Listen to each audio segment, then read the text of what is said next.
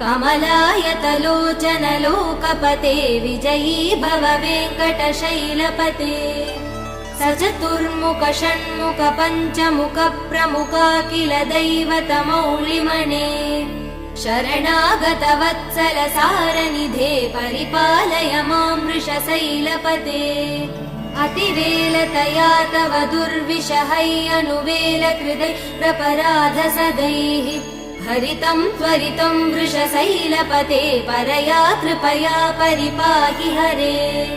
अधिवेङ्कटशैलमुदारमते जनताभिमतादिकदानरतात् परदेवदया गदितान् निगमै कमलादयितान् परं कलये